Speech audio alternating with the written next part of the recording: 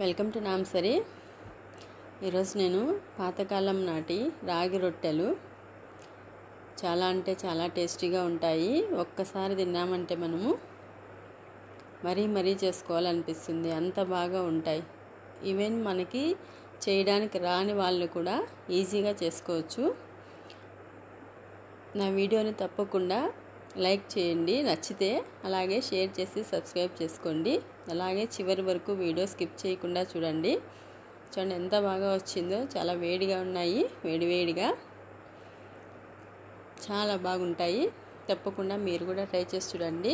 మరి ఇప్పుడు ప్రాసెస్లోకి వెళ్తే, ఇందులోకి నేను చిన్నగా కట్ చేసుకునేటువంటి పచ్చిమిర్చి, అలాగే కొత్తిమీర, కరివేపాకు వేసుకుంటున్నా. అలాగే ఉల్లిపాయ ముక్కలు, ఒక పెద్ద ఉల్లిపాయ వేసుకున్నా. ఉల్లిపాయలు ఎక్కువగా వేసుకుంటేనే మనకి టేస్ట్ బాగుంటుంది, అలాగే రొట్టెలు మెత్తగా ఉంటాయి బాగా. అలాగే రుచికి తగ్గట్టుగా ఉప్పు వేసుకొని,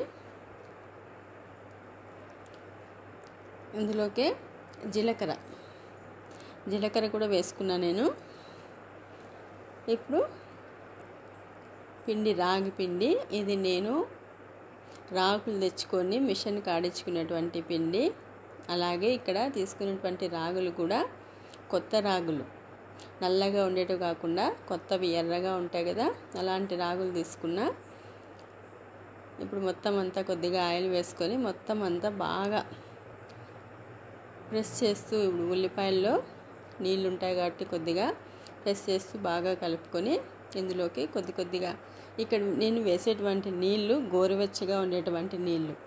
చల్ల నీళ్ళు వేసేదానికంటే గోరువెచ్చగా ఉండేటువంటి నీళ్ళు వేసుకున్నామంటే మనకి రాగి పిండి అనేటువంటిది, రాగి రొట్టె చేసేటప్పుడు క్రాక్స్ ఇవ్వదు మనకి సైడ్స్కి. ఇలాగా ఇంకా మనకు కావాలనుకుంటే ఉల్లిపాయలు వేయకుండా ఉంటే, ఇవన్నీ వేయకుండా అయితే మనం బాగా వేడి నీళ్ళు కాంచి వేసినామంటే మనకి ఈజీగా మామూలు రొట్టె చేసుకోవడానికి కూడా వస్తుంది. ఇలాగ చూడండి, మొత్తం అంతా మనం కొద్దిగా వాటర్ వేసుకొని కలుపుకోవాలి. చూడండి, ఇలాగ పూర్తిగా ఒక్కసారి బాగా కలిపేసుకొని మనమేమి ఇక్కడ నానబెట్టాల్సిన అవసరం లేదు. రాగిపిండి కదా, మనం నానబెట్టే కొద్దీ ఇంకా మెత్తగా అవుతుంది. మనకి రొట్టె చేసుకోవడానికి కూడా కొంచెం మెత్తగా అయిపోతుంది కాబట్టి మనం వెంటనే చేసేసుకోవచ్చు.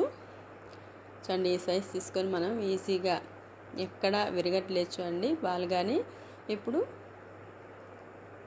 ఇలాంటి ఒక కవరు, నేను ఒక కవర్ తీసుకున్నా. ఇందులోకి ఆయిల్ అప్లై చేసుకొని ఇప్పుడు మనకి ఏ సైజు కావాలంటే ఆ సైజు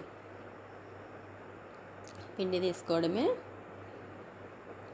అలాగే కొద్దిగా చేతికి ఆయిల్ అప్లై చేసుకొని మనం ఇలాగ చేతితో ప్రెస్ చేసినామంటే చూడండి, మనకి ఎక్కడా కూడా సైడ్స్ కూడా నీకు రాగి రొట్టె ఎక్కడ క్రాక్గా ఇవ్వదు, చాలా బాగా వస్తుంది. మనం ఇక్కడ ముఖ్యంగా మనం ఆడించుకునేటువంటి పిండితో అయితేనే మనకి చాలా బాగుంటుంది. చూడండి, మనం ఆడించుకునేటువంటి పిండి అయితే మనకి ఎక్కువ రోజులు పురుగుగాని పట్టదు. అదే మనం బయట ప్యాకెట్ తెచ్చుకున్నామనుకో పిండి త్వరగా పురుగు పడుతుంది. ఇలాగ మనం వేసుకొని ఇప్పుడు ప్యాన్ పైన వేయడమే. వేడిగా ఉన్నప్పుడు ప్యాన్ పైన ఇలాగ వేసేసి కొద్దిగా ఆయిల్ వేసుకుంటాను. ఆయిల్ వేసుకొని ఇప్పుడు మనం లో ఫ్లేమ్లో కాల్చుకోవాలి.